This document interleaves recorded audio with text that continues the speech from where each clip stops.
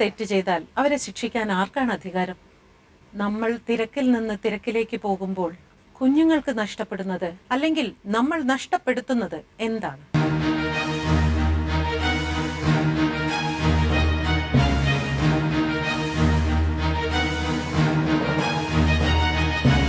ഈ കുരുന്നു മനസ്സിലുണ്ടാവുന്ന വേദനകൾക്ക് പരിഹാരം കണ്ടെത്താൻ ആർക്കാണ് കഴിയുക? മാതാപിതാക്കൾക്കോ, അധ്യാപകർക്കോ, അതോ സമൂഹത്തിന്? കൊച്ചുകുട്ടികൾ കുറ്റം ചെയ്താൽ ചർച്ച ചെയ്യാം ഇന്നത്തെ സെൽഫിയിൽ ഈ വിഷയം. ഈ ചർച്ചയിൽ പങ്കെടുക്കാൻ ഇന്നിവിടെ എത്തിയിരിക്കുന്നത് Murugan Kattakada, doctor Nirmala, Babu Narikkuni, Amar Rajan, father Thomas P D, P Anithakumari, Sajini Thomas, Lovely Abraham, അവരോടൊപ്പം വിദ്യാർത്ഥിനികളും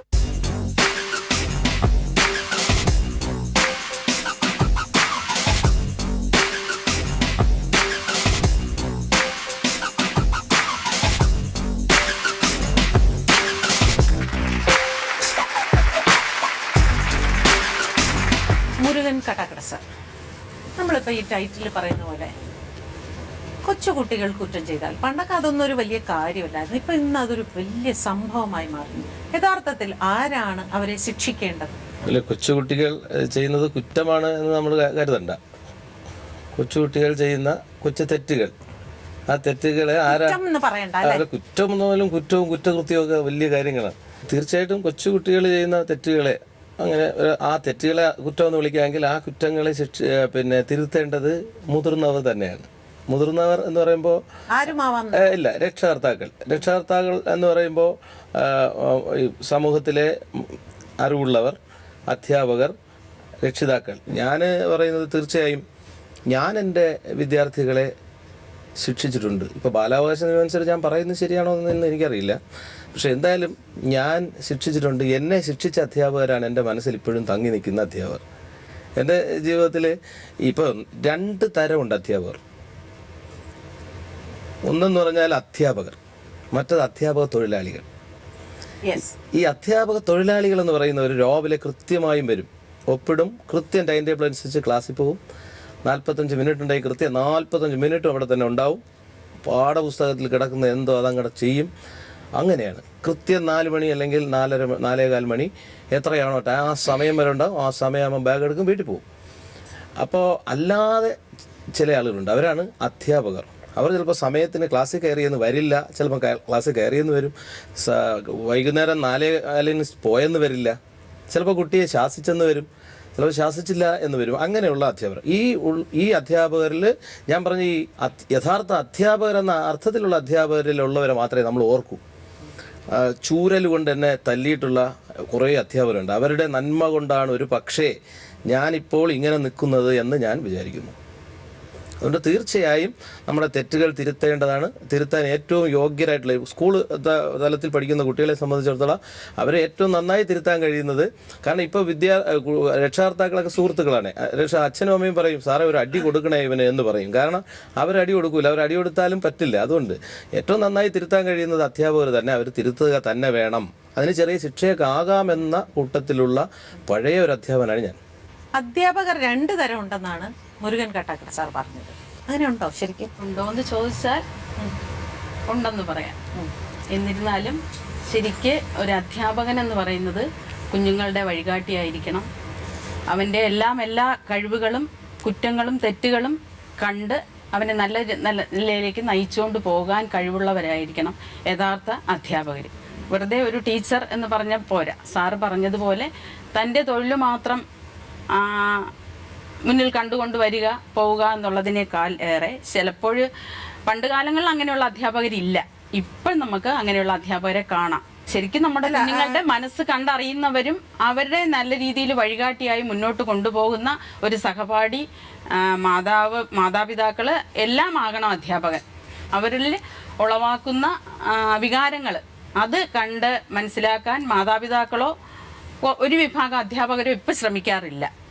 കാരണം ഒരുപാട് കാര്യങ്ങളുണ്ട്, ഒരുപാട് കാര്യങ്ങൾ. ഇപ്പം പ്രത്യേകിച്ച് നമ്മുടെ ഈ നവമാധ്യമങ്ങളുടെ ഒരു തള്ളിക്കയറ്റം തന്നെ പിന്നെ മാതാപിതാക്കൾക്ക് കുഞ്ഞുങ്ങളുടെ ദിവസം ഇപ്പോൾ എത്ര കുടുംബത്തിലാണ് വൈകുന്നേരങ്ങളിലോ അല്ലെങ്കിൽ അവധി ദിവസങ്ങളിലോ അവർ ഒരുമിച്ചിരുന്ന് ആഹാരം കഴിക്കുകയും കുഞ്ഞുങ്ങൾ വൈകുന്നേരം വരുമ്പോൾ ഇന്ന് സ്കൂളിൽ നടന്ന വിശേഷങ്ങളും ഒക്കെ ചോദിച്ചറിയാൻ സന്മനസ് കാട്ടുന്ന എത്ര മാതാപിതാക്കളുണ്ടാവും. അവരെ കുറ്റപ്പെടുത്തുകയല്ല, അവരുടെ തൊഴിലിടങ്ങളിൽ നിന്ന് അവർ 6-7 മണിക്ക് വീട്ടിലെത്തുകയും പിന്നെ അടുക്കളയുടെ കാര്യങ്ങളെല്ലാം നോക്കി ഒക്കെ പോകുമ്പോൾ അവർക്ക് ചിലപ്പോൾ പറ്റിയെന്ന് വരില്ല. ആ പറ്റുന്നവർ തന്നെ ഇപ്പോൾ 2 തരത്തിലാണ്. കാരണം അവർ ഫേസ്ബുക്കും വാട്സാപ്പും ആയിട്ടും കുഞ്ഞുങ്ങൾക്ക് ഇപ്പോൾ ഒരുവിധപ്പെട്ടവരെല്ലാം 2ാമത്തെ നിലയും കെട്ടി ഒരു കമ്പ്യൂട്ടറോ ഒരു മൊബൈലോ ഒക്കെ വാങ്ങിക്കൊടുത്താൽ കുഞ്ഞുങ്ങൾ പഠിക്കാനുള്ള കാര്യങ്ങളാണ് അവിടെ ചെയ്യുന്നതെന്ന് തെറ്റിദ്ധരിക്കുന്ന രക്ഷിതാക്കളുണ്ട്. പക്ഷെ അവിടെയെല്ലാം നമ്മളുടെ ഒരു ഇൻവോൾവ്മെന്റ് വേണം. ഏറ്റവും കൂടുതൽ അധ്യാപകർക്കാണ് കുഞ്ഞുങ്ങളെ നേരായ മാർഗത്തിൽ നയിക്കാൻ കഴിയുന്ന യഥാർത്ഥ അധ്യാപികയാണെങ്കിൽ. പക്ഷെ അത് വേറൊരു തരത്തിൽ ഒരു പ്രൈവറ്റ് സ്കൂൾ നടത്തുന്ന ഒരാളാണ്, അധ്യാപികയുമാണ്. ഒരു സർക്കാർ സ്കൂളിനേക്കാൾ പ്രൈവറ്റ് സ്കൂൾസ് കുറച്ചുകൂടി സ്ട്രിക്റ്റ് ആണ് എന്ന് പൊതുവേ എല്ലാവരും ഒന്ന് വിമർശിക്കാറുമുണ്ട്, പരാമർശിക്കാറുമുണ്ട്. യഥാർത്ഥത്തിൽ വളരെയധികം സ്ട്രിക്റ്റ് ആണോ? അതിനോട് എനിക്ക് യോജിപ്പില്ല. കാരണം ഞാൻ സർക്കാർ സ്കൂളിൽ പഠിച്ച ഒരു വിദ്യാർത്ഥിനിയാണ്. അപ്പോൾ എൻ്റെ അഭിപ്രായത്തിൽ കുഞ്ഞുങ്ങൾക്ക് വികാരമാണ് അവരെ കൂടുതൽ നിയന്ത്രിക്കുന്നത്. പക്ഷെ വിവേകമുള്ളവരാണ് മുതിർന്നവർ. അപ്പോൾ കുഞ്ഞുങ്ങൾ വികാരത്തിൻ്റെ വേലിയേറ്റത്തിൽ എന്തെങ്കിലും ഒരു കുഞ്ഞു കുസൃതി ചെയ്യുമ്പോൾ നമ്മളും വലിയ മുതിർന്നവരും ആ വികാരത്തിളപ്പിൽ വിവേകമില്ലാതെ പെരുമാറിയാൽ നമ്മളും കുഞ്ഞുങ്ങളും തമ്മിൽ എന്തേ വ്യത്യാസം? ഒന്നാമത്തെ കാര്യം. രണ്ടാമത്തെ കാര്യം, ഇപ്പോൾ നമ്മളിപ്പോൾ ശിക്ഷ വേണ്ട എന്ന് പറയുന്നു. പക്ഷെ അതിലല്ല കാര്യം, കൊടുക്കുന്ന ശിക്ഷയിലാണ് കാര്യം. അതായത് നമ്മളിപ്പോൾ കുഞ്ഞിനെ ശിക്ഷ ഒരു കാര്യം ചെയ്യുമ്പോൾ അവർ കരുതാത്തതാണ് ചെയ്തതെങ്കിൽ നമ്മൾ അയ്യോ കുഞ്ഞല്ലേ ഹഹഹാ എന്ന് പറഞ്ഞ് എല്ലാവരും ചിരിക്കും.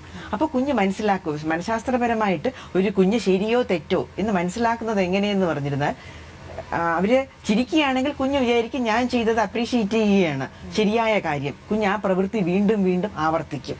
ഇപ്പോൾ ശീലം എന്ന് പറയുന്നത് ഒരു കാര്യം ഇറ്റ്സ് എ റിപ്പീറ്റഡ് ആക്ഷൻ. നല്ല വീണ്ടും വീണ്ടും ആവർത്തിക്കുമ്പോഴാണ് ശീലമായി മാറുന്നത്. അപ്പോൾ പ്രോത്സാഹിച്ചപ്പോൾ കുഞ്ഞ് വിചാരിക്കും നല്ല കാര്യമാണെന്ന്. പക്ഷേ പിന്നെ വലുതാവുമ്പോൾ അത് മാറ്റിക്കൊള്ളാം എന്ന് പറയുന്നത് ശരിയല്ല. അവർ കണ്ട അനുഭവത്തിൽ കൂടെ പഠിക്കുകയില്ലേ ഓരോ കാര്യങ്ങളും. അപ്പോൾ അവർക്ക് തോന്നും നല്ല കാര്യം ചെയ്തപ്പോൾ പിന്നെ നന്നാക്കാം നമ്മൾ വിചാരിക്കരുത്. അവരുടെ അബോധ മനസ്സിൽ രൂപപ്പെട്ട് കഴിഞ്ഞു ചില ശീലങ്ങൾ. അപ്പോൾ പിന്നെ സ്കൂള് വലിയ പ്രൈവറ്റ് സ്കൂളിൽ സ്ട്രിക്റ്റ് എന്ന് പറഞ്ഞാൽ നമുക്ക് ഈ സ്ട്രിക്റ്റ് എല്ലാം ഇപ്പോൾ മക്കളുടെ സ്നേഹത്തിൻ്റെ ഊന്നി നമുക്ക് നല്ലതുപോലെ അച്ചടക്കം കൊണ്ടുവരാൻ പറ്റും. ഒരു അമ്മയാവണം. അപ്പോൾ നമ്മൾ ആ രീതിയിൽ നമുക്ക് കൊണ്ടുവരാം. പിന്നെ ശിക്ഷയുടെ നടപടിക്രമങ്ങൾക്കാണ് വ്യത്യാസം. പറഞ്ഞു കൊടുക്കുക. നമ്മൾ ആ സമയത്തൊന്ന് നമ്മളും ക്ഷമയോടെ ശാന്തതയോടെ സമചിത്തതയോടെ വേണം ആ ഒരു കുഞ്ഞിനോട് ഇടപെടാൻ. ശരിക്കും പണ്ടൊക്കെ എന്ന് പറഞ്ഞാൽ അടിച്ചാലും കുട്ടികൾ വീട്ടിൽ പോയി പറയാറൊന്നുമില്ല, പണ്ട് കാലത്തൊക്കെ അല്ലേ. പക്ഷെ ഇന്ന് സത്യത്തിൽ അധ്യാപകർക്ക് നല്ലോണം അടിക്കാൻ പേടിയുണ്ട്. ഇത് അടിച്ചാൽ ഇത് എവിടെ വരെ ചെന്ന് നിൽക്കുന്നതാണ്. അപ്പൊ പിന്നെ എങ്ങനെയാണ് അവരെ ട്രീറ്റ്? നമ്മൾ ഏറ്റവും ആദ്യം ആലോചിക്കേണ്ട ഒരു കാര്യം, നമ്മളിപ്പോഴും ഒരു സ്കൂളിംഗ് എന്ന് പറയുന്നത് ഒരു കുഞ്ഞ് വളർന്ന് വലുതായി അയാളുടെ പ്രായപൂർത്തിയാവുന്ന സമയത്ത് സമൂഹവുമായി മാന്യമായ രീതിയിൽ ഇടപെടുക എന്നുള്ളതാണ് അൾട്ടിമേറ്റ് ആയിട്ട് നമ്മൾ ഉദ്ദേശിക്കുന്ന എയിം. എപ്പോഴും നമ്മൾ നോക്കിയാൽ തന്നെ നമുക്കറിയാം, നമ്മളിപ്പോൾ ഒരു കുട്ടി ഒരു തെറ്റ് കാണിക്കുന്നു എന്ന് പറയുമ്പോൾ നമ്മൾ ആ തെറ്റ് കാണിക്കുമ്പോൾ അയാളെ ശിക്ഷിക്കുന്നത് മർദ്ദന രൂപത്തിലാണെങ്കിൽ, അതായത് അയാളെ അടിക്കുക അല്ലെങ്കിൽ അയാളെ ചെവിക്ക് പിടിക്കുക, അയാളെ ഉപദ്രവിക്കുക, അയാളുടെ മനസ്സിലുണ്ടാകുന്ന ചിന്തയും എന്നെ ആരെങ്കിലും ഉപദ്രവിച്ചാൽ ഞാൻ ഇത് തന്നെയാണ് തിരിച്ച് ചെയ്യേണ്ടതെന്നുള്ള രൂപം നമ്മൾ ക്രിയേറ്റ് ചെയ്ത് വെക്കുകയാണ് അവിടെ ചെയ്യുന്നത്. അപ്പോൾ ഇവിടെ നേരത്തെ മുരുകൻ സാറ് പറഞ്ഞ പോലെ നമ്മളൊരു കുട്ടിയെ തെറ്റ് കാണിക്കുമ്പോൾ അയാളെ തിരുത്തുക എന്നുള്ളത് ഒരു മുതിർന്ന ആളുടെ ചുമതലയാണ്. അത് പ്രത്യേകിച്ച് ഒരു അധ്യാപകനും കൂടി ആകുമ്പോഴത്തേക്കും അയാളുടെ റെസ്പോൺസിബിലിറ്റിയാണ് ഈ തെറ്റിനെ ചൂണ്ടിക്കാണിച്ച് തിരുത്തുക എന്നുള്ളത്. അപ്പോൾ ഈ തിരുത്തലിൻ്റെ മാർഗത്തിലാണ് മാറ്റം വരുത്തേണ്ടത്. നമ്മളിപ്പോൾ പല തരത്തിൽ ഇപ്പോൾ നമുക്ക് പലപ്പോഴും നമ്മൾ എന്തുകൊണ്ടാണ് ഒരു കുട്ടിയെ തെറ്റ് കാണിക്കുമ്പോൾ അടിക്കുന്നത് എന്ന് നമ്മൾ ആലോചിച്ച് കഴിഞ്ഞാൽ ഒരു 90% പാരൻസും ചെയ്യുന്നത് അവരുടെ അച്ഛനും അമ്മയും എങ്ങനെയാണോ അവരെ കൈകാര്യം ചെയ്തിരുന്നത് അതിനെ മോഡൽ ചെയ്തിട്ടാണ് ചെയ്യുന്നത്. നമുക്ക് മറ്റൊരു റെഫറൻസ് പോയിന്റ് ഇല്ല. ഇപ്പം എനിക്കാണെങ്കിൽ തന്നെയും എൻ്റെ കുട്ടി തെറ്റ് കാണിക്കുമ്പോൾ ഇമ്മീഡിയറ്റ് ആയിട്ട് വരുന്ന ചിന്ത എന്ന് പറയുന്നത് ഒരു അടി കൊടുക്കുക എന്നുള്ളതാണ്.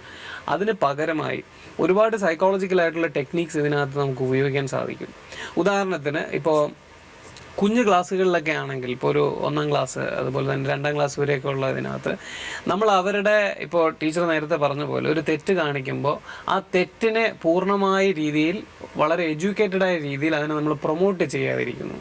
അതേസമയം ആ കുട്ടി നല്ല കാര്യങ്ങൾ ചെയ്യുമ്പോൾ അയാളെ പ്രോത്സാഹിപ്പിക്കുകയും ചെയ്യും. ഇത് കുറച്ച് കഴിയുമ്പോൾ അയാളുടെ അബോധ മനസ്സിൽ തന്നെ ഏതാണ് ശരി ഏതാണ് തെറ്റ് എന്നുള്ള ഒരു ബോധം നമുക്ക് സൃഷ്ടിക്കാൻ സാധിക്കും.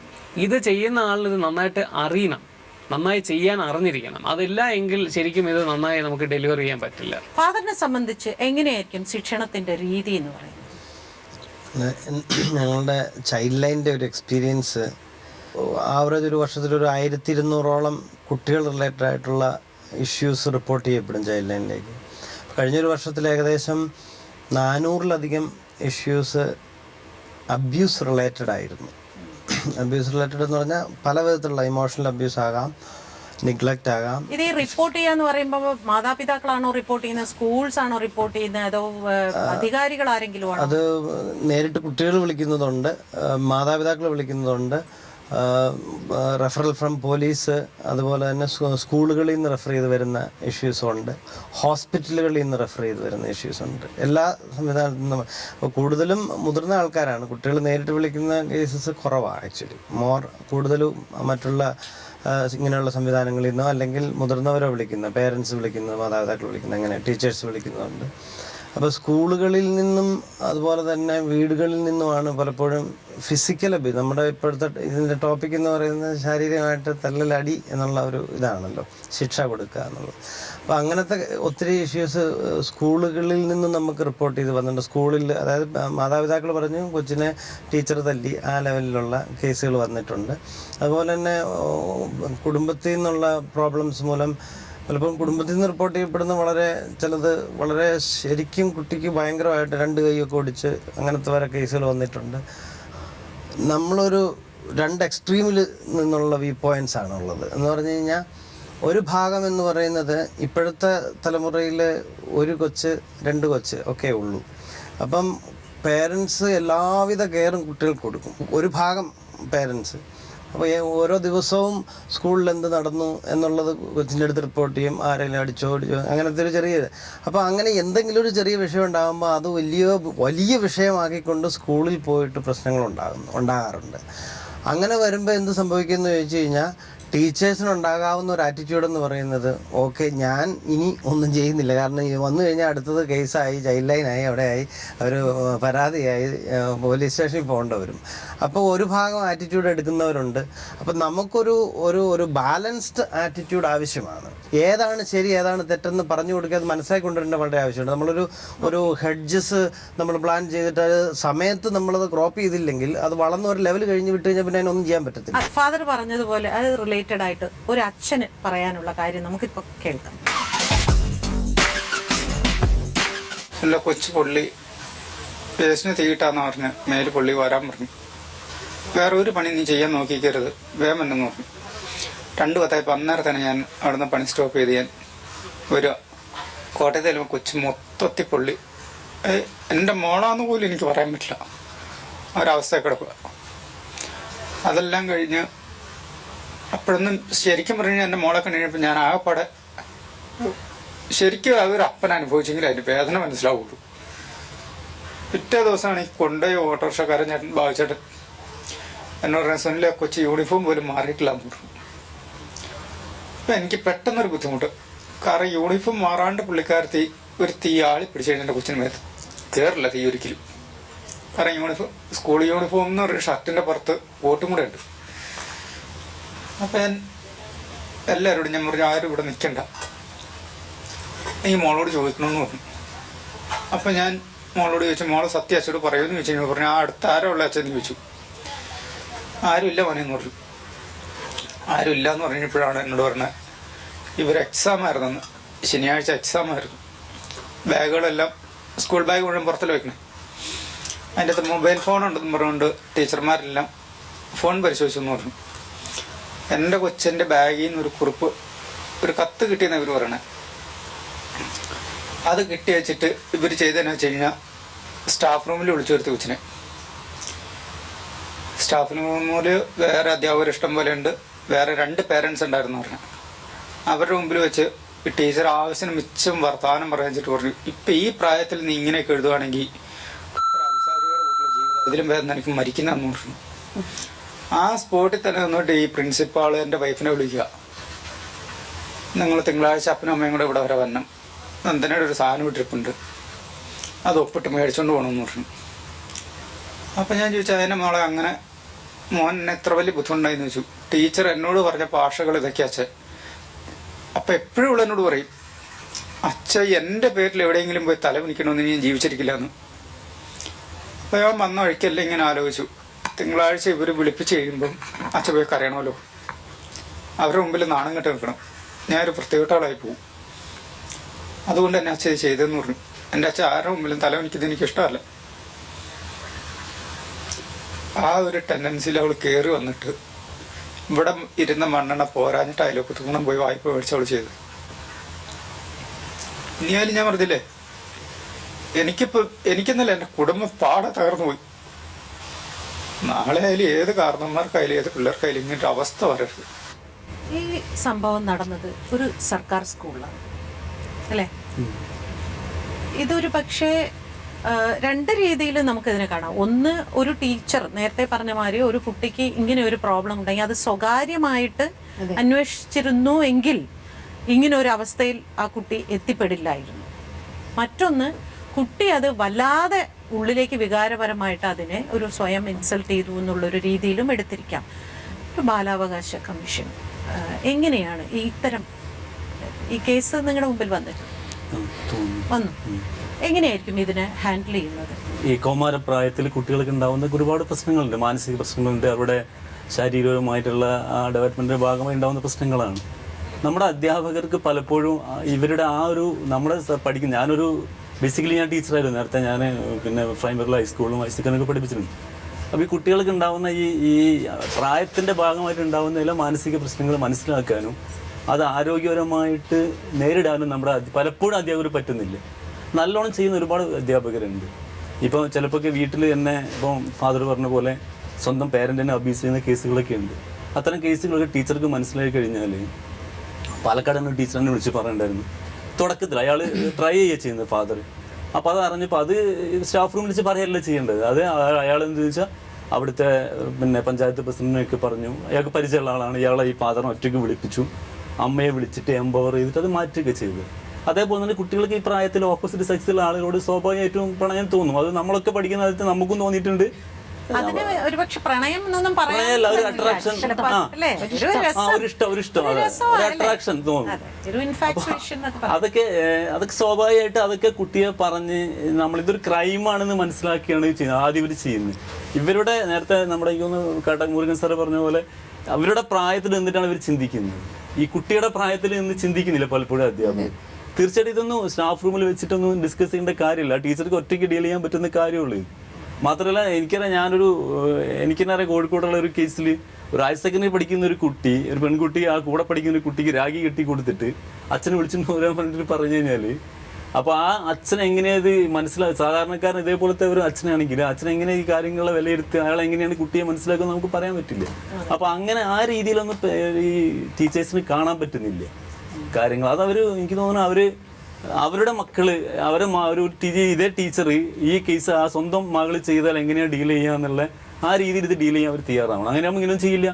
സ്വന്തം മകള് ചെയ്ത് കഴിഞ്ഞാൽ അവർ സ്റ്റാഫ് റൂമിൽ വിളിച്ചിട്ട് നാട്ടുകാരെ മുഴുവൻ വിളിച്ചിരുത്തിയിട്ടല്ലോ ഇത് ഡിസ്കസ് ചെയ്യാം. അത് അതേ രീതിയിൽ ചെയ്യാൻ ശ്രമിക്കില്ലേ? പിന്നെ ഈ കുട്ടികളെ പറഞ്ഞാൽ കുറ്റം ചെയ്യാൻ തെറ്റ് ചെയ്യാൻ നമ്മൾ അങ്ങനെ പറയാൻ പറ്റില്ല. ഇതൊന്നും ഒരു പ്രത്യേക പ്രായത്തിൽ ചെയ്യുന്നതല്ല. ഇതൊക്കെ നേരത്തെ ടീച്ചർ അവർ എന്തോ ഒരു ഭയങ്കര വലിയൊരു കാര്യമാണ് ചെയ്യുന്നതെന്നുള്ളൊരു ഭാവം ചിലപ്പോൾ അവർക്കുണ്ടായിരുന്നു. ഒരു വലിയ കള്ളത്തരം കണ്ടുപിടിച്ചതായി അതിന്റെ ഒരു പ്രശ്നം എന്താ പറയുക, ഇപ്പൊ ഈ പറഞ്ഞത് ഇപ്പോ ഈ സാറ് തീർച്ചയായും ശിക്ഷിക്കപ്പെടണം എന്ന് വിചാരിക്കുന്ന ആളാണ് ഞാൻ. ഇദ്ദേഹം ഒരു അധ്യാപകനാണെങ്കിൽ സാറ് പറഞ്ഞതുപോലെ ആ കുഞ്ഞിനെ വിളിച്ച്, മോളെ നീ ഇങ്ങനെ ശ്രദ്ധിക്കണം ഈ കാര്യങ്ങൾ, ഇപ്പോഴത്തെ കാലം ഇങ്ങനെയാണ്, നിനക്ക് ഈ കാര്യങ്ങൾ അങ്ങനെ പറഞ്ഞ് ബോധ്യപ്പെടുത്താമെങ്കിൽ ആ കുഞ്ഞ് പെട്ടെന്ന് മാറും. ഇത് അദ്ദേഹം ആഘോഷിക്കാനുണ്ടായി, ഒരു കാര്യം കിട്ടി കണ്ടുപിടിച്ചു എന്ന് പറഞ്ഞ് 10 ആളിനെ വിളിച്ചു കൂട്ടുകയാണ് ചെയ്യുന്നത്. ഇവരാരും സത്യത്തിൽ ഞാൻ നേരത്തെ പറഞ്ഞതുപോലുള്ള അവർ അധ്യാപകരല്ല. ഇതിന്റെ പിന്നിൽ ഞാൻ വേറെയും ഒരു കാര്യം പറയാം. ഇതിനൊരു കാരണം കൂടെ ഉണ്ട്. ഈ അധ്യാപകരുടെ വിദ്യാഭ്യാസ രീതിയൊക്കെ ഒന്ന് നോക്കണം. എനിക്ക് തോന്നുന്നു ഈ അധ്യാപകൻ ഒരു അൺഎയ്ഡഡ് സ്കൂളിൽ പഠിച്ച് കൃത്യമായും മറ്റാളുകളുമായി ബന്ധമില്ലാതെ കുഞ്ഞുങ്ങളുടെ മനഃശാസ്ത്രം അറിയാതെ അടുത്തിരിക്കുന്നവനെല്ലാം ഏതാണ്ട് തുല്യ അൺഎയ്ഡഡ് സ്കൂളുകളിലെ അധ്യാപികയോ അധ്യാപകനോ എക്സ് ഓർ വൈ ഞാൻ പറയട്ടെ, ഈ അൺഎയ്ഡഡ് സ്കൂളിൽ നിന്ന് കറക്റ്റായിട്ട് പഠിച്ചു വന്ന് ഒരു അധ്യാപകനാവുക ഇപ്പം തൊഴിലുള്ള സാധനം ടീച്ചിങ് ആണ്. അതിനുവേണ്ടി കൃത്യമായി തയ്യാറെടുത്ത് BEd വാങ്ങി താല്പര്യമുണ്ടെങ്കിലും ഇല്ലെങ്കിലും നല്ല കാശ് കൊടുത്ത് കയറുക, അല്ലെങ്കിൽ PSC ടെസ്റ്റ് എഴുതി എടുത്ത് കയറുന്ന അധ്യാപകർ വലിയൊരു ദുരന്തമാണിപ്പോൾ കേരളത്തിലെ വിദ്യാഭ്യാസ മേഖലയിൽ. അവർക്ക് കുഞ്ഞുങ്ങളെ അറിയില്ല. അവർ ഈ ഒരു കുട്ടി ഇരുന്ന് ഉറങ്ങുകയാണെങ്കിൽ ഒരു ക്ലാസ് ഇരുന്ന് അപ്പോൾ പിടിച്ചാണ് പുറത്ത് കളയണം. ഇവൻ രാത്രി മുഴുവൻ ഓരോ ഏതെങ്കിലും ചായക്കടയുടെ പിന്നാമ്പുറത്തിൽ ഇരുന്ന് പാത്രം മുഴുവൻ കഴുകിയിട്ടാണ് ഇവിടെ വന്നിരിക്കുന്നത് എന്ന കാര്യം മനസ്സിലാക്കാനുള്ള ശേഷി ഈ ഇങ്ങനെ കയറി വരുന്ന അധ്യാപകർക്ക് ഇല്ലാതെ പോകും. ഇത് അവരുടെ ഒരു റിസോഴ്സ് ആയിട്ട് മാത്രമാണ്, അവർക്ക് ജീവിക്കാനുള്ള ഒരു റിസോഴ്സ്, റോ മെറ്റീരിയൽ ആയിട്ട് മാത്രം കാണുന്ന അധ്യാപകരുണ്ട് എന്ന അധ്യാപന നിലയിൽ തന്നെ ഞാൻ പറയുകയാണ് കൃത്യമായി. അതിന്റെ ദുരന്തമാണിത്. സാർ പറഞ്ഞു അൺഎയ്ഡഡ് സ്കൂളിൽ നിന്ന് വന്നിട്ട് നമ്മൾ ഈ പൊതുവിദ്യാലയങ്ങളിൽ വരുന്ന ടീച്ചേഴ്സാണ് പ്രോബ്ലം. ഞാനൊന്ന് അതിനോട് 100% എതിർക്കുവാണ് ചെയ്യുന്നത്. ബിക്കോസ് ഞാനൊരു അൺഎയ്ഡഡ് സ്കൂളിൽ നിന്ന് വന്ന ടീച്ചറാണ്. അൺഎയ്ഡഡ് സ്കൂളിൽ കംപ്ലീറ്റ് ആയിട്ട് പഠിച്ച് ഇംഗ്ലീഷ് എഡ്യൂക്കേഷൻ കംപ്ലീറ്റ് അതിൽ പഠിച്ചു കഴിഞ്ഞിട്ട് ഞാൻ പൊതുവിദ്യാലയത്തിലേക്ക് ജോലിക്ക് ചേർന്നതാണ്. അതെനിക്ക് എന്താ പറയുക, നേരത്തെ പറഞ്ഞ പോലെ പാഷനായിട്ട് അങ്ങനെ എനിക്കൊരു പാഷനായിരുന്നു. ഞാൻ ഡിഗ്രി മുതൽ തന്നെ വെറുതെ കുട്ടികൾക്ക് പറഞ്ഞു കൊടുത്ത് അങ്ങനെ വന്നതാണ്. അപ്പോൾ സാർ അത് ജനറലൈസ് ചെയ്ത് ഒരിക്കലും പറയരുത്. അൺഎയ്ഡഡ് നിന്ന് വന്ന ടീച്ചേഴ്സ് ഭയങ്കര പ്രശ്നമാണ്. പാരന്റ്സ് കുട്ടികളെ എങ്ങനെയാണ് ടീച്ചേഴ്സിനെ റെസ്പെക്ട് ചെയ്യേണ്ടത് എന്ന് പഠിപ്പിച്ചു കൊടുക്കുകയും ഒരു കുറ്റം തന്നെയല്ലേ? ടീച്ചേഴ്സാണ് അത് കാണിച്ചു കൊടുക്കേണ്ടത്. ടീച്ചർ നല്ലതായിട്ട് പെരുമാറിയാലേ കുട്ടികൾ നല്ലതായിട്ട് പെരുമാറത്തുള്ളൂ. ഇപ്പം പറഞ്ഞ ഈ കേസ് പോലെ തന്നെ എൻ്റെ മോള് പഠിക്കുന്ന സ്കൂളിലും ഉണ്ടായി. എന്നിട്ട് ആ കുട്ടിയെ വിളിച്ച് എല്ലാ ടീച്ചേഴ്സിനെയും വിളിച്ച് വെച്ച് ഈ കുട്ടിയെ അങ്ങ് ഫയർ ചെയ്യുവാണ് അവർ. പേരൻസിനെയും എല്ലാം വിളിച്ചു. പക്ഷേ ഇവള് അറിയാത്ത ഒരു കാര്യമാണ് അവിടെ നടന്നത്. ബാഗിനകത്തിൽ ഒരു സംഭവം കണ്ടു, അറിയാത്ത ഒരു കാര്യം. പക്ഷേ ഈ കുട്ടിയുടെ മേളിലോട്ടങ്ങ് അടിച്ചേൽപ്പിക്കുകയാണ് അവർ. പിന്നെ ആ കുട്ടിയെ നമ്മൾ സമാധാനിപ്പിക്കണം. നമ്മൾ അതിനെ വെറുതെ വിട്ടാൽ ചിലപ്പോൾ ഇപ്പം നടന്ന പോലൊക്കെ എന്തെങ്കിലും സംഭവങ്ങളൊക്കെ നടക്കും. പക്ഷേ നമ്മൾ ആ കുട്ടിയെ കൂടെ കൊണ്ടുപോയി അവളുടെ മനസ്സ് മനസ്സിലാക്കി നമ്മൾ അതിനെ കാര്യങ്ങൾ പറഞ്ഞു കൊടുത്തിട്ട് അതിനെ മനസ്സ് താഴ്ത്തി കൊണ്ടുവരണം. എന്നാലേ ആപത്തിനകത്തൊന്ന് രക്ഷപ്പെടാൻ പറ്റും. പണ്ട് കുട്ടികള് ടീച്ചേഴ്സ് പഠിപ്പിക്കുന്ന കണ്ടിട്ട് ഞാനും വലുതായാൽ ഒരു ടീച്ചറാവും എന്ന് പറയുമായിരുന്നു. അങ്ങനെ ആയിട്ടുള്ള ഒരുപാട് അധ്യാപകരുണ്ട് അല്ലേ? അങ്ങനെയാണ് ശരിക്കുള്ള അധ്യാപകർ ഉണ്ടാവുന്നത്. പക്ഷെ ഇന്ന് അതൊരു തെറ്റായ മാർഗത്തിലേക്ക് പലപ്പോഴും കുട്ടികളെ ഇങ്ങനെ എനിക്ക് ഈ പണിയേ വേണ്ട എന്നൊക്കെ പറയാൻ. മക്കളുണ്ടോ? എനിക്ക് 2 കുട്ടികൾ. 2 കുട്ടികൾ. പെൺകുട്ടികളോ ആൺകുട്ടികളോ? എന്തായിരിക്കും കുട്ടികൾ സ്കൂളൊക്കെ കഴിഞ്ഞ് വന്ന് പറഞ്ഞിട്ടുണ്ടാവുക, ഷെയർ ചെയ്തിട്ടുണ്ടാവുക? എൻ്റെ ഏറ്റവും ബെസ്റ്റ് ഫ്രണ്ടാണ്. അപ്പം നമ്മൾ കുട്ടികളുമായിട്ട് മിങ്കിൾ ചെയ്യുക. ഏറ്റവും നല്ല സ്കൂള് എന്ന് പറയുന്നത് വീടാണ്. ഇപ്പം മുമ്പേ കാണിച്ചില്ലേ ഒരു പിതാവിൻ്റെ സ്റ്റോറി. അന്നേരം ഈ കുട്ടികൾ ഇവിടെ ഇരിക്കുന്ന ഈ കുട്ടികൾ എത്രയോ വിഷമിച്ചാണെന്നറിയാവോ അച്ഛൻ്റെ ആ എക്സ്പ്രഷൻസ് കണ്ടുകൊണ്ടിരുന്നത്. അപ്പം ഞാൻ ആലോചിക്കും, ഇത്രയും ഇന്നസെൻ്റ് ആയിട്ടുള്ള കുട്ടികളാണ്, അവരാണോ കുറ്റം ചെയ്യുന്നത്? എന്നാൽ എൻ്റെ നിഗമനത്തിൽ മർദ്ദനമോ അടിയോ ഒരു തെറ്റിനും ഒരു പരിഹാരമല്ല.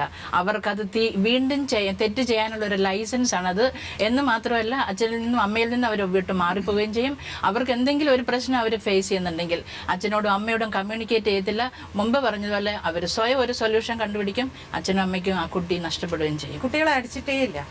ഞാൻ ഇല്ല. പക്ഷേ ഇപ്പൊ പറഞ്ഞു വളരെ ഫ്രണ്ട്ലി ആണ്, മക്കളുമായിട്ട് എല്ലാം ഫ്രണ്ട്ലി ആയിട്ടാണെന്ന്. പക്ഷെ തീരെ ചെറിയ കുട്ടിയായിരിക്കുമ്പോ കുട്ടിക്ക് അറിയില്ലല്ലോ ഫ്രണ്ട്ലി ആണ്, അപ്രോച്ച് ഫ്രണ്ട്ലി ആണെന്ന് അറിയില്ല. അപ്പൊ ചില കാര്യങ്ങൾ വളരെ സ്ട്രിക്റ്റ് ആയിട്ട് പറയേണ്ട ഒരു അവസരം വരും. ചിലപ്പോൾ ഒരു ചെറിയൊരു അടിയൊക്കെ കൊടുക്കേണ്ടിയൊക്കെ വരില്ലേ? അപ്പൊ നമുക്കിപ്പോ 2 വയസ്സ് മുതലേ നമ്മളിങ്ങനെ ഫ്രണ്ട്ഷിപ്പ് എന്താണെന്നോ അല്ലെങ്കിൽ ഫ്രണ്ട്ലി എന്താണെന്ന് കുട്ടിക്ക് അറിയില്ലല്ലോ. ഈ 2 വയസ്സിലും 3 വയസ്സിലും 1 വയസ്സിലൊക്കെ കുട്ടികൾക്ക് കാര്യങ്ങൾ തിരിച്ചറിയാൻ പറ്റുമോ മാഡം? ഞാൻ അടിക്കുമ്പോഴത്തേക്കിന് അവൻ്റെ ബോധം എന്താ, ഞാൻ തെറ്റ് ചെയ്തിട്ടാണ് എൻ്റെ അമ്മ എന്നെ അടിച്ചത് എന്നല്ല, എൻ്റെ ശരീരം വേദനിച്ചു എന്നൊരു ഫീലാണ് എൻ്റെ മകനുണ്ടാകുന്നത്. അതിൻ്റെ റിസൾട്ട് എന്താ? ഇൻ ദ ലോങ് റൺ അവൻ എൻ്റെ എനിമിയായി തീരുകയാണ്. പിന്നെ ഞാൻ എന്തിനാണ് കുട്ടികളെ എങ്ങനെ എനിക്ക് വളർത്തിയെടുക്കാനായിട്ട് സാധിക്കും? തെറ്റ് ചെയ്യുമ്പോൾ നമ്മൾ ഉപദ്രവിക്കുകയല്ല അല്ലെങ്കിൽ ശാരീരികമായിട്ട് മർദ്ദിക്കുകയല്ല ചെയ്യേണ്ടത്. അവർക്ക് കാര്യങ്ങൾ കൺവിൻസ് ബോധ്യപ്പെടുത്തി കൊടുക്കുക. കൺവിൻസ് ചെയ്യുമ്പോഴത്തേക്കിന് എൻ്റെ മമ്മി അല്ല എൻ്റെ അച്ഛൻ ഇങ്ങനെ പറഞ്ഞത് ഞാൻ തെറ്റ് ചെയ്തിട്ടാണ് എന്നൊരു ബോധം അവർക്ക് വരും. അപ്പോൾ അവർ അത് തെറ്റാണ്. എൻ്റെ ലൈഫിൽ കുട്ടി വിചാരിക്കുന്നത് എൻ്റെ അച്ഛനും അമ്മയാണ് എൻ്റെ ലൈഫിൽ ഏറ്റവും വലിയ ആളുകൾ, അവരെന്ത് പറഞ്ഞാലും അതനുസരിക്കുക എന്നുള്ള ഒരു സ്റ്റേജിലേക്ക് കുട്ടികളെ മാറ്റിയെടുക്കണം. നിങ്ങൾക്ക് ഏത് ക്ലാസ്സിൽ പഠിക്കും? അടി കൊണ്ടിട്ടുണ്ട്? ആരെടുത്തുനിന്ന്? അച്ഛൻ്റെ അമ്മയുടെ അടുത്തുനിന്നാണോ ടീച്ചേഴ്സിൻ്റെ അടുത്താണോ? LP-യിലൊക്കെ പഠിക്കുമ്പോൾ ടീച്ചേഴ്സ് അടിച്ചിട്ടുണ്ട്, പിന്നെ അച്ഛനും അമ്മയാണ് കൂടുതൽ. എന്തിനാ ഈ അടിക്കുന്നത്? ടീച്ചേഴ്സ് എന്തിനാ അടിച്ചിട്ടുള്ളത്? ടീച്ചേഴ്സ് കളിയായിട്ട് നമ്മൾ പറയും, പിന്നെ ജസ്റ്റ് വെറുതെ ഒന്ന് അടിക്കാൻ, അത് അധികം വേദനിപ്പിച്ചിട്ടില്ല. അല്ലാതെ ആർക്കെങ്കിലും നല്ല സ്ട്രോങ് ആയിട്ട് അടി കൊണ്ടിട്ടുണ്ട്? എനിക്ക് അടിയല്ല, എൻ്റെ മനസ്സിനെ ഏറ്റവും കൂടുതൽ സ്പർശിച്ചിട്ടുള്ള ഒരു അനുഭവമാണ്. എനിക്ക് എൻ്റെ ഇപ്പോഴത്തെ ക്ലാസ് ടീച്ചറാണെങ്കിൽ വളരെ സോഫ്റ്റാണ്. എന്നെ ഇതുവരെ പഠിപ്പിച്ചതിൽ വെച്ച് വൺ ഓഫ് ദ ബെസ്റ്റ് എന്ന് തന്നെ പറയാം. അത്രയ്ക്ക് ഏറ്റവും പാവ ടീച്ചറാണ്. ടീച്ചർ ഒരു കാര്യം ഞങ്ങളുടെ അടുത്ത് പറയണമെങ്കിൽ, ഞങ്ങളൊരു തെറ്റ് ചെയ്തിട്ടുണ്ടെങ്കിൽ ടീച്ചർ ഒരിക്കലും ഞങ്ങൾ ക്ലാസ് റൂമിൽ വിളിച്ചു നിർത്തി വഴക്ക് പറയുകയോ അല്ലെങ്കിൽ ഒരു പ്രശ്നത്തിന് വളരെ ക്രൂരമായിട്ട് ഞങ്ങളെന്തോ വലിയ തെറ്റ് ചെയ്തു എന്നൊരു ഫീലിംഗ് ഞങ്ങളിൽ ഒരിക്കലും ഉണ്ടാക്കിയിട്ടില്ല. എല്ലാവരും ടീച്ചർ കാര്യമായിട്ട് പഠിപ്പിച്ചുകൊണ്ടിരിക്കുമ്പോൾ പല കുട്ടികളും അങ്ങോട്ടും ഇങ്ങോട്ടും നോക്കിയിരിക്കുക, സംസാരിക്കുക, അങ്ങനെ പലതും ചെയ്തിട്ടുണ്ട്. ഇപ്പോൾ ടീച്ചറാണെങ്കിൽ വളരെ സ്നേഹത്തോടെ മോളെ ഒന്ന് എണീക്കോ, അപ്പുറത്തെ സീറ്റിലോട്ട് വന്നിരിക്കും, വളരെ സോഫ്റ്റായിട്ട് പറയും. അപ്പോൾ നമുക്ക് നമ്മുടെ തെറ്റ് മനസ്സിലാവുകയും അത് നമ്മൾ ചെയ്തത് തെറ്റാണ്, അത് തിരുത്തണം, ടീച്ചറിൻ്റെ സന്തോഷത്തിന് വേണ്ടിയെങ്കിലും ഒരു തോന്നലുണ്ടാക്കാൻ ടീച്ചറിന് കഴിഞ്ഞിട്ടുണ്ട്. ഞാൻ അങ്ങനെ പലപ്പോഴും ഇരുന്നിട്ടുള്ളപ്പോൾ ടീച്ചറിൻ്റെ അടുത്ത് പറഞ്ഞിട്ടുള്ളതുകൊണ്ട് അപ്പോൾ എനിക്ക് തോന്നിയിട്ടുണ്ട് എൻ്റെ തെറ്റാണ്, അത് മാറ്റേണ്ടത് എൻ്റെ ഉത്തരവാദിത്വമാണെന്ന് തോന്നിയിട്ടുണ്ട്. ടീച്ചർ തന്നെയാണ് അത്. ഈ ടീച്ചർ ഇനി ഇതുവരെ പഠിപ്പിച്ചിട്ടുള്ളതിൽ ഈ ടീച്ചറുടെ കാര്യമാണ്. ബാക്കി ടീച്ചേഴ്സൊക്കെ കുറച്ച് റഫായിട്ടൊക്കെ പെരുമാറിയിട്ടുണ്ടോ? റഫായിട്ട് പെരുമാറുന്നത് എനിക്ക് എല്ലാ ടീച്ചേഴ്സും സോഫ്റ്റ് ആയിരുന്നു? എല്ലാ ടീച്ചേഴ്സും സോഫ്റ്റ് ആയിരുന്നു എന്ന് പറയാൻ പറ്റില്ല, എന്നാലും അവരുടെ സാഹചര്യം അനുസരിച്ചായിരിക്കാം. എനിക്കിത് വലുതായിട്ട് സാഹചര്യമൊക്കെ മനസ്സിലാക്കുന്നുണ്ട് കേട്ടോ. ഞാൻ ഒരു കാര്യം, മോളെ എത്ര ടീച്ചേഴ്സ് പഠിപ്പിച്ചിട്ടുണ്ട്? ഇതിന് കറക്റ്റായിട്ട് അറിയില്ല. ഇപ്പൊ ഞാൻ 8ാം ക്ലാസ്സിലാണ്. അപ്പൊ എന്തായാലും ഒരു 8ൽ കൂടുതൽ ടീച്ചേഴ്സ്. എല്ലാ ടീച്ചേഴ്സിന്റെ പേര് പറയാൻ പറ്റുമോ ഇപ്പൊ? ഓൾമോസ്റ്റ് ശ്രമിച്ചു നോക്കാം sir. Soumya teacher, Usharani teacher, Shyamala teacher,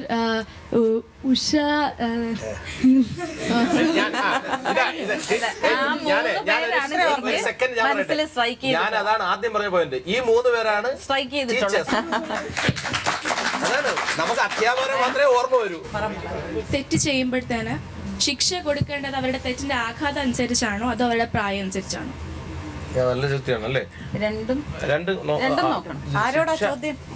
അല്ല, പൊതുവെ മോളെ ശിക്ഷ എന്ന് നമ്മൾ അങ്ങനെ അർത്ഥത്തിലൊന്നും അല്ല ഈ പറയുന്നത്. നമ്മൾ ഇപ്പൊ എന്നെ സംബന്ധിച്ചാണെങ്കിൽ എനിക്ക് എൻ്റെ മകനെ ഞാൻ അടിക്കുന്ന ഒരു സാഹചര്യത്തിൽ ഞാൻ എൻ്റെ കുഞ്ഞിനെ, ഞാൻ പഠിപ്പിക്കുന്ന കുട്ടിയെ അടിച്ചിരിക്കും. ഞാൻ ആ സാഹചര്യത്തിൽ എൻ്റെ മോനെ വീട്ടിൽ അടി കൊടുക്കാറുണ്ട്. ആ സിറ്റുവേഷനിൽ ഒരാളിനെ കിട്ടിയാൽ ഞാൻ അടി കൊടുക്കും. എൻ്റെ മകനെ പോലെ ഞാൻ ചെയ്യും. അവനോട് എന്ത് ചെയ്യുന്നോ അത് ഞാൻ ചെയ്തിരിക്കും.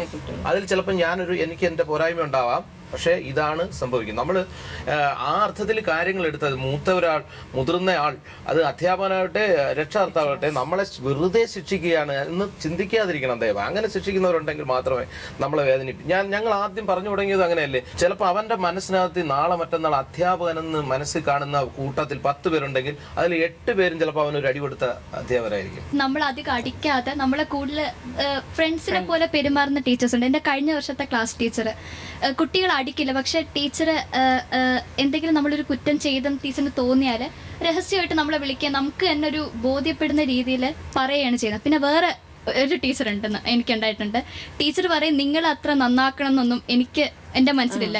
ഞാൻ നിങ്ങളെ നന്നാക്കിയില്ലേലും നിങ്ങളെ പഠിപ്പിച്ചില്ലേലും സർക്കാർ കറക്റ്റായിട്ടുള്ള ശമ്പളം തരും. പിന്നെ ഞാൻ എങ്ങനെയെങ്കിലും ഒന്ന് നന്നാവട്ടെ എന്ന് വിചാരിച്ചിട്ടാണ് പഠിപ്പിക്കുന്നത് എന്നുള്ള ഇതുള്ള ടീച്ചേഴ്സും സാറ് പറഞ്ഞ പോലെ ഉണ്ട്. നിങ്ങളൊക്കെ ചെറിയ കുട്ടികളാണ്. പണ്ടൊക്കെ എന്ന് പറഞ്ഞാൽ ക്ലാസ്സിൽ പഠിപ്പിക്കുന്ന സമയത്ത് ടെക്സ്റ്റ് ബുക്ക് എന്ന് പറയുന്നത് അത്ര വലിയൊരു വിഷയമല്ലായിരുന്നു. അവരുടെ ഒരു ഇൻട്രാക്ഷൻ ആയിരുന്നു ക്ലാസ് നടത്തുന്നത് അല്ലേ? കഥകൾ പറഞ്ഞ് തമാശയും പറഞ്ഞ് അങ്ങനെയൊക്കെ ആയിരുന്നു. പക്ഷെ നിങ്ങളെ സംബന്ധിച്ച് ടെക്സ്റ്റ് ബുക്ക് വെച്ച് കറക്റ്റായിട്ട് പഠിപ്പിക്കുന്ന ടീച്ചേഴ്സിനെയാണോ ഇഷ്ടം, അതോ സ്വന്തമായിട്ട് അവരുടെ ഇന്ററാക്ട് ചെയ്ത് പഠിപ്പിക്കുന്ന ടീച്ചേഴ്സിനെയാണ്? അപ്പൊ പെൺകുട്ടികളെല്ലാം പറഞ്ഞു അവർക്ക് ഒരു ടീച്ചേഴ്സ്. നിങ്ങളുടെ ആൺകുട്ടികളുടെ അനുഭവം എന്താണ്? മാർക്ക് കുറയുന്നുള്ളൊരു പേടിയുണ്ടല്ലേ? വേണ്ട, തുറന്നു എന്തെങ്കിലും പറഞ്ഞു. ഇനി മാർക്ക് പറയൂലേ? ഞാൻ പ്രൈവറ്റ് സ്കൂളിൽ 12 വർഷം പഠിച്ചതാണ്. ഇപ്പം +1. ഇപ്പം ഞാൻ സ്റ്റേറ്റ് സ്കൂളിലാണ്, ഗവൺമെന്റ് മോഡൽ സ്കൂളിൽ. അവിടെ എവിടെ വ്യത്യാസം തോന്നുന്നുണ്ടോ? എനിക്ക് വ്യത്യാസമായിട്ട് എനിക്ക് സത്യം പറഞ്ഞാൽ ഒന്നും തോന്നില്ല. സാധാരണ എല്ലാവരും എൻ്റെ അടുത്ത് പറഞ്ഞ് സ്കൂളിൽ നിന്ന് മാറിപ്പോയ സങ്കടം വരും, ഫ്രണ്ട്സിനെ മിസ് ചെയ്യും, അങ്ങനെ ഒരുപാട് വരും. സത്യം പറഞ്ഞാൽ എനിക്ക് തോന്നിയില്ല. കാരണം ഞാൻ 12 വർഷം CBSE സ്കൂളിൽ പഠിച്ചാണ്. എൻ്റെ ടീച്ചേഴ്സ് എല്ലാം ഇന്ന് വരെ സ്കൂളിൽ നിന്ന് അടി കൊണ്ടായിട്ട് എനിക്ക് ഓർമ്മയില്ല. LKG മുതൽ അവിടെ പഠിച്ച് എനിക്ക് അടി കൊണ്ടിട്ടില്ല, ഉറപ്പായും ഞാൻ പറയും. ടീച്ചേഴ്സ് എല്ലാം നല്ല കമ്മി. എൻ്റെ ടീച്ചേഴ്സ് കണ്ടുകൊണ്ടിരിക്കുന്നത് എൻ്റെ ഇപ്പോഴത്തെ ടീച്ചേഴ്സ് ഇതേപോലെ തന്നെ നല്ല സോഫ്റ്റ്ലിയാണ്, ഫ്രണ്ട്ലിയാണ്. നമ്മൾ നല്ല തമാശയൊക്കെ പറഞ്ഞാണ് പഠിപ്പിക്കുന്നത്. ടെക്സ്റ്റ് ബുക്ക് തന്നെ കറക്റ്റ് ഫോളോ ചെയ്ത് അങ്ങനെ നല്ല ഒരുവിധം ക്ലാസ് പരീക്ഷ എല്ലാം വരുന്നുണ്ട്. അടുത്ത് മാത്രം ബേസ് ചെയ്ത് പോകുന്ന 2 സ്കൂൾ. ചിലപ്പോൾ എന്തെങ്കിലുമൊക്കെ സങ്കടങ്ങളൊക്കെ ഉണ്ടാവും, ഒന്ന് പറഞ്ഞാൽ കൊള്ളാം എന്ന് തോന്നും അല്ലേ? അപ്പൊ അങ്ങനെ ആദ്യം പറയുന്ന പാരന്റ്സിന്റെ അടുത്തായിരിക്കും ടീച്ചേഴ്സിന്റെ അടുത്തായിരിക്കും? നമ്മൾ ഫസ്റ്റ് പാരന്റ്സിന്റെ അടുത്ത് പറയും. പിന്നെ ചില ടീച്ചേഴ്സ് ഉണ്ടാവും നമുക്ക് ഏറ്റവും ഫ്രണ്ട്സിനെ പോലെ, നമ്മുടെ വീട്ടിലെ സംഭവങ്ങളൊക്കെ ഒരു എപ്പോഴും ഫ്രണ്ട്സിനെ പോലെ പറയുന്ന ടീച്ചേഴ്സും ഉണ്ടാവും. അപ്പം നമ്മൾ പല കാര്യങ്ങളും പറയുമ്പോൾ ടീച്ചർ അയ്യോ അങ്ങനെ ചിന്തിക്കരുത് അങ്ങനെയൊക്കെ പറയുന്ന പാരൻസും ഉണ്ട്. പക്ഷേ നമ്മൾ അധികം വീട്ടിൽ നടക്കുന്ന കാര്യങ്ങൾ ടീച്ചേഴ്സിൻ്റെ അടുത്തും സ്കൂളിലെ കാര്യങ്ങൾ പാരൻസിൻ്റെ അടുത്തും പറയുന്ന ആ ഒരു രീതിയുണ്ട്. ഭാവിയിൽ എന്താവണമെന്നാണ് ആഗ്രഹം? IFS ടീച്ചർ ആവണമെന്ന് ആരെങ്കിലും ആഗ്രഹിക്കുന്നു? ടീച്ചർ ആയാലും കൊള്ളാമെന്നുണ്ട്. IFS കിട്ടിയില്ലെങ്കിൽ അത് പോട്ടെ. അതെ അതെ അതെ, അവിടെ എനിക്കൊരു ഇൻഡെക്സ് പറയാനുണ്ട്. ടീച്ചറായ കൊള്ളാമെന്ന് കേട്ടപ്പോൾ ഒരു കാര്യം പറയട്ടെ. ഞാനൊരു ഗവൺമെന്റ് സ്കൂളിൽ പഠിപ്പിക്കുകയും എൻ്റെ ഭാര്യ ഒരു അൺഎയ്ഡഡ് സ്കൂളിൽ പഠിപ്പിക്കുകയും ചെയ്തിട്ടുണ്ട്. അപ്പം ഞാൻ പറയുന്നത് അവള് പറഞ്ഞൊരു ഒരു അനുഭവമാണ്. ഒരു ദിവസം ഒരു ടീച്ചർ ഒരു കുട്ടിയെ വഴക്ക് പറഞ്ഞു അവൻ്റെ മോശമായ പെരുമാറ്റത്തിൽ. അപ്പോൾ അവൻ തിരിച്ചു പറയുന്നത്, ടീച്ചർ അത്ര ബഹളമൊന്നും വേണ്ട, എൻ്റെ അച്ഛൻ 1 മാസം ടിപ്പ് കൊടുക്കുന്ന കാശ് ടീച്ചർ ശമ്പളമായി വാങ്ങുന്നില്ല എന്ന്. അത് അവിടെ ആണ് ഈ അധ്യാപകൻ മരിക്കുമ്പോൾ ഇന്ന് അവധി കിട്ടുമല്ലോ എന്ന് ചിരിക്കുന്ന കുഞ്ഞുങ്ങൾ ഉണ്ടാകുന്നത് എങ്ങനെ എന്നത് നമ്മൾ മനസ്സിലാക്കേണ്ടത്. ഒരുപാട് നൂലാമാലകൾ നമ്മുടെ വിദ്യാഭ്യാസ മേഖലയിൽ സത്യത്തിൽ നിലനിൽക്കുന്നുണ്ട്.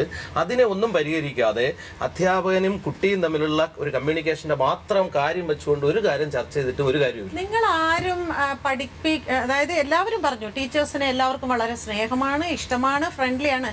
എന്തുകൊണ്ടാണ് നിങ്ങൾക്ക് ആർക്കും അധ്യാപനം ഒരു പ്രൊഫഷനായിട്ട് എടുക്കണം തോന്നാത്തത്? എനിക്കങ്ങനെ ഒരു ജോലി എന്ന നിലയിൽ എടുക്കണമെന്ന് ആഗ്രഹമില്ല. പക്ഷേ മറ്റുള്ളവരെ പഠിപ്പിക്കാൻ എനിക്കിഷ്ടമാണ്. കാരണം നമ്മൾ പഠിപ്പിക്കും തോറും അതിനനുസരിച്ച് നമ്മൾ പഠിക്കും. അപ്പം നമ്മുടെ അറിവ് കൂടുകയാണ്. അങ്ങനെ ഒരു ഇതിൽ ചെയ്യാൻ സാധ്യതയുണ്ട്. അല്ലാതെ ഒരു ജോലി എന്ന നിലയിൽ എടുക്കാൻ താല്പര്യമില്ല. അതെന്താ എന്ന് വെച്ചാൽ എനിക്ക് ആസ്ട്രോഫിസിസ്റ്റ് ആവാനാണ് ഇഷ്ടം. അപ്പോൾ അതുമായിട്ട് ബന്ധപ്പെട്ട കാര്യങ്ങൾ കൂട്ടുകാരുമായിട്ട് ചർച്ച ചെയ്യുക, അല്ലെങ്കിൽ ക്ലാസ്സിൽ എന്തെങ്കിലും കുറച്ച് മനസ്സിലാവാത്ത കുട്ടികളാണെങ്കിൽ പഠിപ്പിച്ചു കൊടുക്കുമ്പോൾ നമുക്കത് കൂടുതൽ മനസ്സിലാവുകയാണ് ചെയ്യുന്നത്. ആ രീതിയിൽ ചെയ്യാൻ ട്യൂഷൻ എടുക്കാല്ലേ വേണമെങ്കിൽ? കുറച്ച് പൈസ ഉണ്ടാക്കാലോ. ഇപ്പം നമ്മുടെ സമൂഹത്തിൽ നിലനിൽക്കുന്ന ഒരു വലിയ പ്രശ്നമാണ് മാഡം.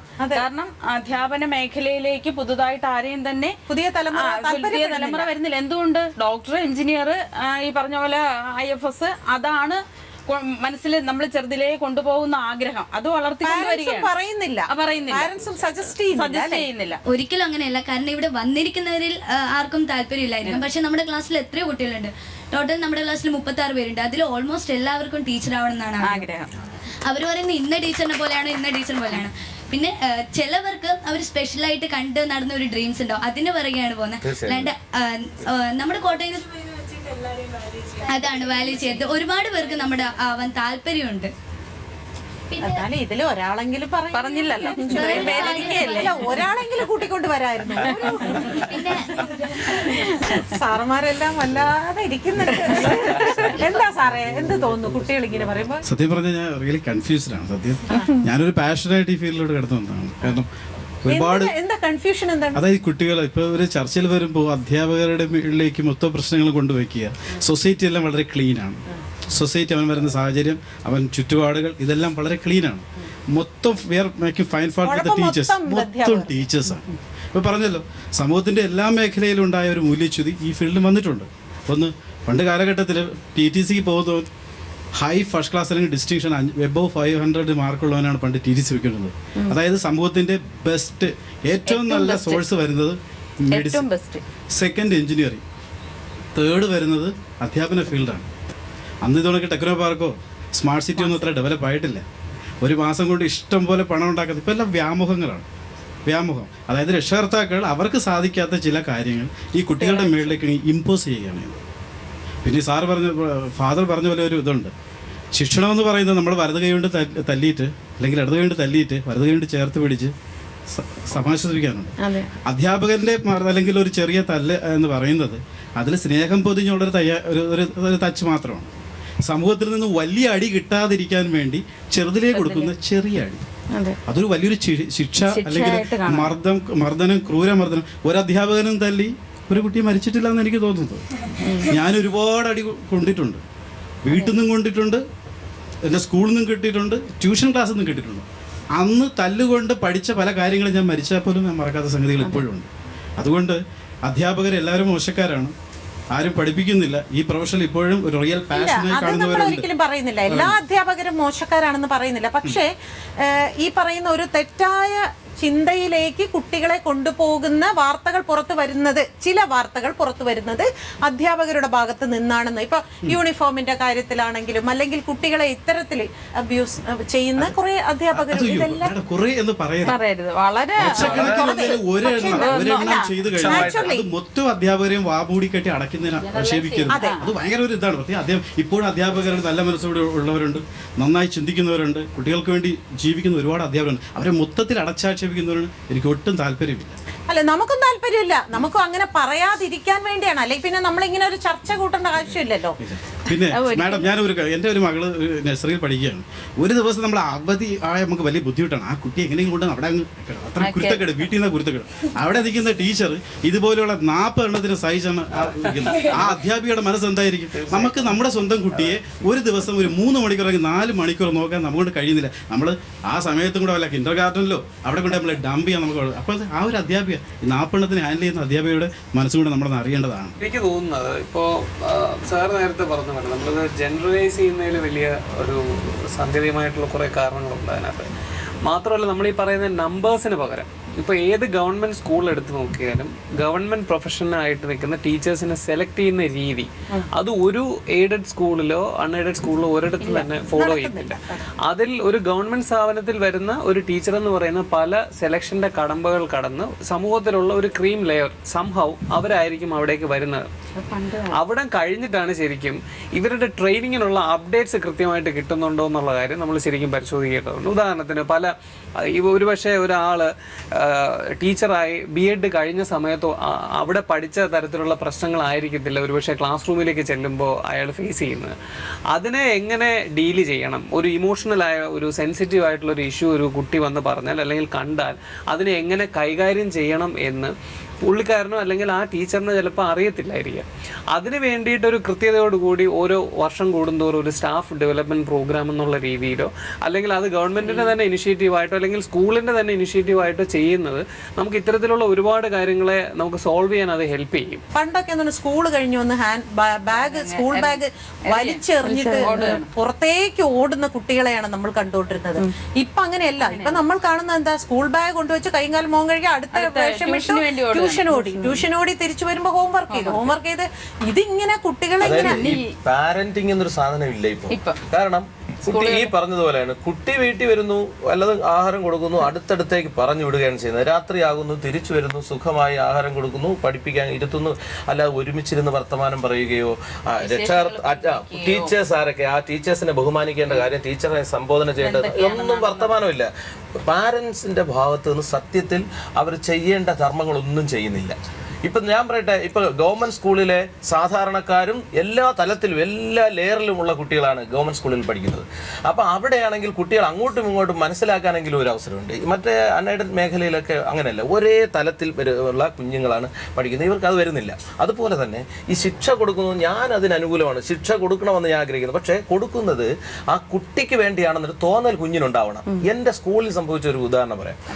ഒരു +2 പഠിക്കുന്ന ഒരു പയ്യനെ ഒരു കാര്യത്തിന് ഒരു അധ്യാപകൻ പിടിച്ച് ഇങ്ങോട്ട് ഓടാന്ന് പറഞ്ഞിട്ട് പിടിച്ചടിച്ചപ്പം അവൻ എന്ത് ചെയ്തു, വടിയെ ചാടി പിടിച്ചാകെ പ്രശ്നമായി. അപ്പോൾ അദ്ദേഹം പറഞ്ഞു, നിന്നെ വേറൊരു സാറിൻ്റെ പേര് സാറിൻ്റെ അയാൾ ഇന്നലെ പറയാം അദ്ദേഹം അടിക്കും കൊല്ലും എന്ന് വിചാരിച്ച് സാർ ദേഹത്തോടരുത് എന്നാണ്.